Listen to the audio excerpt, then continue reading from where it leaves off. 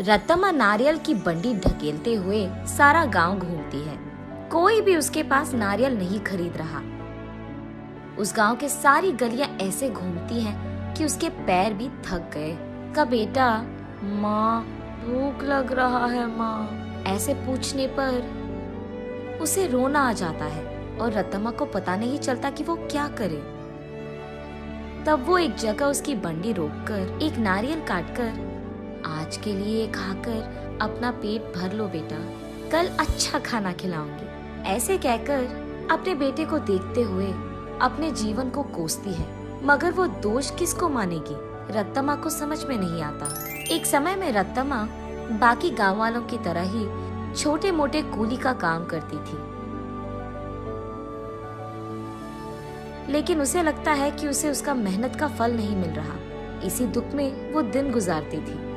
कुछ ही दिन पहले रत्तम्मा का पति पी पी कर मर गया। घर के सारे पैसे वो अपने दारू में लगा दिया और घर में एक फूटी कौड़ी भी नहीं है। इसीलिए रत्तम्मा को क्या करे ये पता नहीं चल रहा था और उसे इसी बात का डर था कि वो अपने बेटे को कैसे पढ़ाएगी। एक दिन वो अपने घर के बरामदे में बैठकर यही सोचती रहती है कि वो पैसे कैसे कमाएगी। तभी फैसला करती है कि वो एक छोटा सा व्यापार करेगी। इसी सोच में वो जब सर उठाकर ऊपर देखती है, उसके घर के ठीक सामने मौजूद एक नारियल का पेड़ उसे नजर आता है। तब वो फैसला करती है कि वो नारियल बेचेगी। उसके फैसले के अनुसार ही वो अगले दिन उस गांव के जंक्शन के बीच में नारियल का एक छोटा सा बंडी लगाती है। लेकिन तब तक उसी जंक्शन पे दो और ऐसे व्यापारी थे जो नारियल बेच रहे थे। उन दोनों की वजह से रत्तम्मा का व्यापार ठीक से नहीं चलता है। इसी कारण 2-3 दिनों से रत्तम्मा की बंडी से सिर्फ 2 या 3 नारियल ही बिके थे। बाकी सारे वैसे के वैसे ही रह गए। ये देख निराश होकर रत्तम्मा ये फैसला करती है कि अगर वो गांव के सारी गलियां घूमकर बेचने की कोशिश करेगी तो कम से कम कुछ तो बिक जाएंगे। तब जाकर वो ऐसे गलियों में घूमती रही। आंखों में से निकल रहे आंसू को पोंछकर वो बस अपनी किस्मत को कोसकर घर जाने ही लगती है कि बीच रास्ते में उसे एक पाठशाला नजर आती है। उस पाठशाला के बच्चे वहाँ बेच रहे स्नैक्स को देख उस दुकान के चारों ओर घेर कर उनको खरीदने लगते हैं। ये देख रत्तम्मा का बेटा, माँ मुझे भी वो खाना है माँ, ऐसे वो भोला बच्चा पूछता है। ठीक तभी अचानक रत्तम्मा को एक अच्छी योजना सूझती है। तब वो उसके बेटे से ऐसे कहती है, हमारे पास उसको खरीदने के पैसे नहीं है बेटा, लेकिन घर जाते ही मैं तुम्हारे लिए एक बहुत अच्छी मिठाई बनाऊंगी, ठीक है? चलो हम अभी घर चले जाएंगे। घर आते ही बचे नारियल में से कुछ ही को काटकर उनसे कुछ मिठाइयाँ बनाती है और उन मिठाइयों को अगले ही दिन उस पाठशाला के पास बेचने लगती है। उस दिन तक किसी ने भी नारियल से बनाए हुए मिठाई को वहाँ पे नहीं बेचा था, इसीलिए पाठशाला में मौजूद सारे बच्चे एक ही बार में वहाँ आकर सारी मिठाइयाँ खरीद लेते हैं। बस रत्तम्मा की खुशी का कोई सीमा नहीं।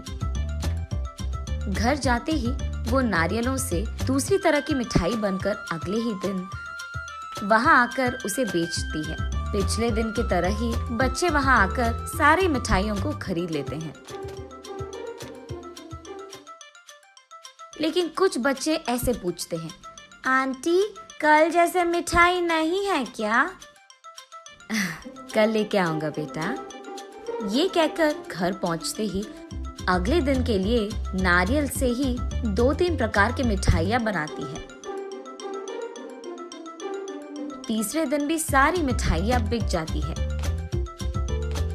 तब वहाँ मौजूद बाकी व्यापारी ये देख रत्तम्मा के पास आकर ऐसे कहते हैं, अम्मा कुछ मिठाइयाँ हमको भी बेचो, वो हमारे दुकान में बेचेंगे हम तुम्हें दुगना पैसे देंगे इनके लिए, ऐसे कहते हैं। ये सुनकर रत्तम्मा इस बार ज्यादा मात्रा में मिठाइयों को बनाकर अगले दिन वहाँ के व्यापारियों को बेचती है दुगने गुना में। बचे सारे पाठशाला के बच्चों को हमेशा की तरह बेचती है। ये देख बच्चे सारे वापस रत्तम्मा के पास ही मिठाइयाँ खरीदते हैं। ये देख बाकी व्यापारी रत्तम्मा से ऐसे कहते हैं, तुम अगर ऐसे ही हमारे बगल में दुकान लगाकर वही मिठाइयाँ कम दाम में बेचोगे तो हमारा धंधा कैसे चलेगा मैम? अगर तुम्हें बेचना है तो हमारे ही दाम पे बेचना होगा। तब रत्तम्मा, लेकिन बच्चे इतने दाम पे कैसे खरीदेंगे? उस सब से हमारा कोई लेना देना नहीं। अगर यहाँ धंधा करना है तो हमारी सुनो, वरना यहाँ से निकल जाओ। ऐसे कहते हैं। ये सुनकर रत्तम्मा उसके घर पहुंचकर बहुत सोचने लग जाती है। अगले दिन वो उस पाठशाला के पास एक बड़ा सा मिठाई का दुकान ही खोल देती है। उसमें सिर्फ नारियल से बनाई हुई मिठाइयाँ ही बेचती है। अब रत्तम्मा को किसी से कोई लड़ाई करने की जरूरत नहीं पड़ेगी। दूसरी तरफ रत्तम्मा की तरह नारियल से मिठाई बनाकर बेचने वाला उस गांव में और कोई नहीं था। अब इस कारण रत्तम्मा के मिठाई का दुकान सिर्फ बच्चे ही नहीं बल्कि सारा गांव जाता था। कुछ ही दिनों में रत्तम्मा अमीर बन जाती है और उसी पाठशाला में वो अपने बेटे को पढ़ाती भी है। ऐसे प्यार से वो उस नारियल के पेड़ को हर रोज पूछकर पानी डालती थी।